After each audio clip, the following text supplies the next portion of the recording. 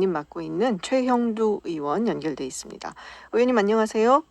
네, 안녕하십니까. 네, 이 코로나19 때문에 아무래도 추석 민심 예년 같지 않습니다. 의원님께서는 어떻게 보고 계세요? 네, 추석을 앞두고 지금 마산 하포 지역구에 내려와서 시민들께 인사를 드렸는데요. 네. 이 전민족 최대의 명절 한가위라고 합니다. 너무 지금 어렵습니다. 어제 저희 당 소상공 특위와 경남 지역 소상공연합회 회장단 간에 간담회도 있고 했는데 네. 이 지역의 전통시장을 돌아보면은 정말 자영업자 소상공인들이 하시는 말씀 들어보면 너무 안타깝습니다. 장사가 너무 안 된다. IMF 때보다 어렵다. 장사가 안 돼서 죽거나 코로나 죽거나 마찬가지라는 참 그런 극단적인 말씀까지 하십니다. 아이고. 그래서 그런데다가 이제 엎친 데 덮친 격으로 북한군이 우리 서해에서 표류하던 우리 대한민국 국민을 총격 살해한 만행에 대한 분노, 또 국민의 생명을 지키지 못한 정부와 국군에 대한 우려, 추미애 법무장관 아들의 군무이탈 혐의를 8개월이나 끌어오다가 의미 처분한 검찰의 봐주기 수사 등에서 이 국민들이 정치적으로 경제적으로 아주 힘든 그런 상황을 지금 보내고 있는 것 같습니다. 네. 올해 추석 때 되면 또 밥상에서 여러 가지 이야기를 나눕니다만 정치 얘기 빠질 수가 없지 않습니까? 그중에서 아마 가장 논쟁이 될 거다라고 보여지는 이슈가 지금 이제 말씀하신 대로 북한의 공무원 피격 사건일 것 같은데요. 네네. 지금 뭐 야당 측에서는 대통령이 사전 보고를 받은 이후의 행적에 대해서 상세히 밝혀라라고 요구를 하고 있고, 또 여당 측에서는 지금 뭐 청와대가 단호한 결정을 위한 고심의 시간이자 한반도 위기 관리를 위한 시간이었다라고 이야기를 하고 있습니다. 네, 어떻게 보세요? 예, 문재인 대통령께서 스스로 이전에 대통령의 24시간은 공공재라고 했습니다. 이 대통령의 24시간이라는 것은 대통령 개인의 것이 아니고 또 청와대의 한 단체, 뭐 한 그 그룹의 것이 아닌데 국민의 공공재라고 할 수 있고요. 이 새벽 2시 새벽에 안보당국 최고 책임자들, 안보실장, 비서실장, 뭐 국정원장, 또 국방부 장관, 통일부 장관 등이 다 모여서 이야기했을 정도로 굉장히 심각한 상황, 특히 서해라는 곳은 이 민감한 곳이기 때문에 심각한 상황이었고, 그때 대통령이 당연히 이 회의에 참석해서 상황을 파악했어야 하는 것이 맞습니다.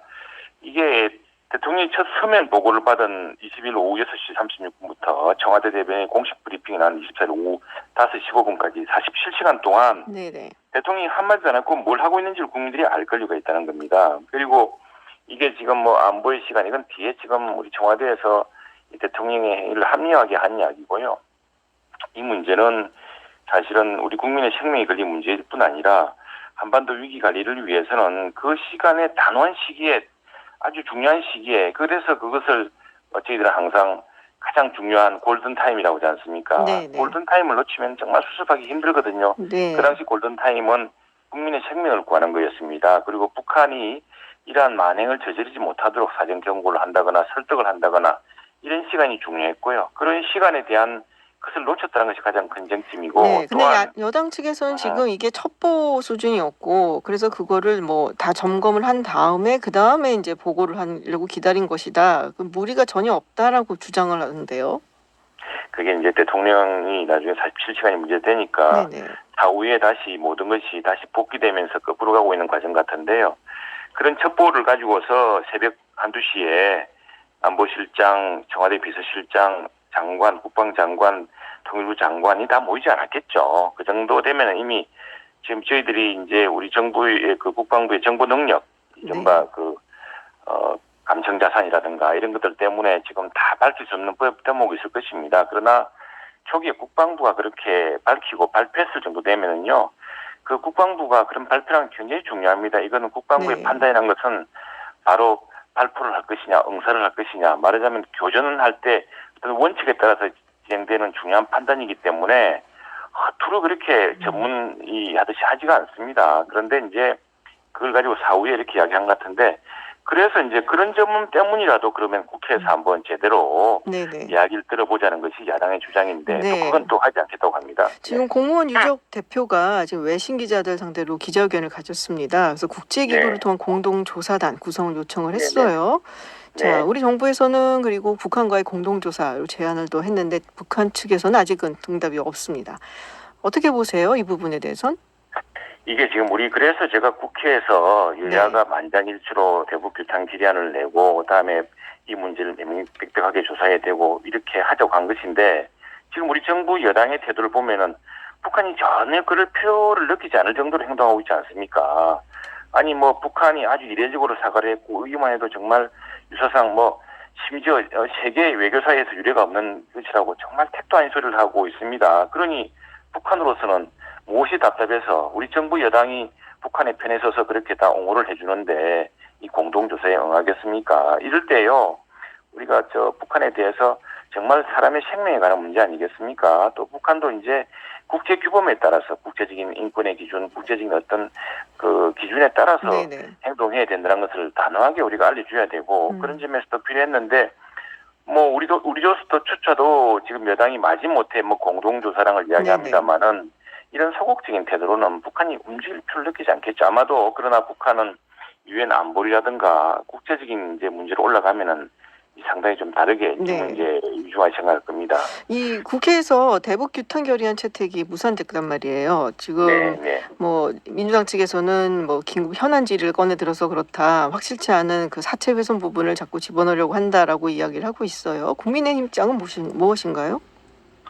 자, 우리가 대북 규탄 결의안을 하려고 하는 것은 북한으로 하여금 이제 국제사회의 규범, 인권에 대한 보편적 가치, 그다음에 우리가 지난번 개성공단에 우리 남북연락사무소를 북한이 폭파했을 때, 그 우리 국민 혈세로 지어진 수백억짜리 자산 아니겠습니까?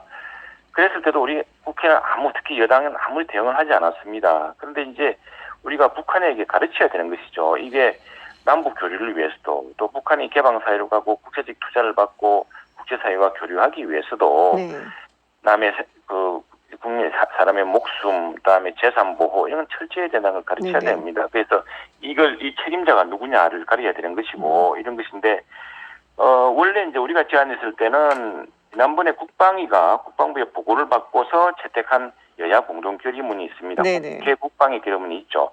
그 국회 국방위 결의문에 기초해서 하자고 했더니 아니 사과가 이미 이루어졌고 뭐가 어떻고 저가 어떻고 해서 정말 그 결의문, 규탄 결의문이나 북한에 대해서 무엇을 분명히 이야기하는 것이 아니라 그건 정말 죽도 밥도 아닌 것을 문서 형식으로 여야가 합의하자고 해서 이건 정말 여야가 할 일이 아니다. 특히 정부 여당이 책임 있게 해야 될 일이 아니다. 도대체 이게 규탄문이냐 아니면 북한 변명문이냐 이렇게 봤던 것이고 내용을 받아들이기가 어렵다.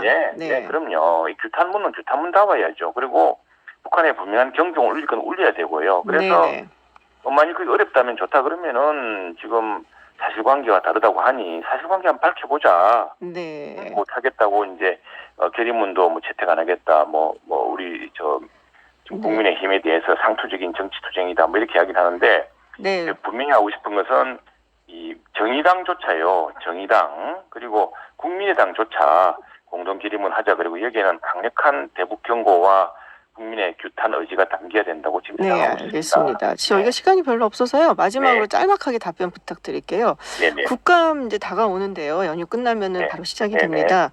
근데 지금 그 증인 신청 명단 보니까 팽수 그리고 이 가짜 사나이라는 그 컨텐츠 인터넷 컨텐츠 유명한 이근 예비역 대위, 백종원 대표 등 많이들 부르셨는데 이게 이목걸기용이 아니냐는 비판이 나오고 있어요. 이 펜스와 관련해서는 캐릭터 수익 배분 그리고 노동 조건 뭐 해서 이런 것 이슈가 있는 모양이고요. 또 이번 해군 특수전단 출신 예비역 대위는 이 정부의 총검술 폐지 정책 관련된 그런 논란 때문에 아마 이렇게 지금 증인으로 거론되고 있는 것 같습니다. 알겠습니다. 이런 것들은 또 서로 조정될 수도 있는 것이고 국민들에게 합리적으로 설명할 수 있는 사안이면은 그에 따라서 증인 채택이 될 겁니다. 알겠습니다. 의원님 말씀 잘 들었습니다. 고맙습니다. 네, 감사합니다. 지금까지 최영두 국민의힘 의원과 이야기 나눴습니다. 많은 분들이 클릭한 화제의 뉴스 알아보는 시간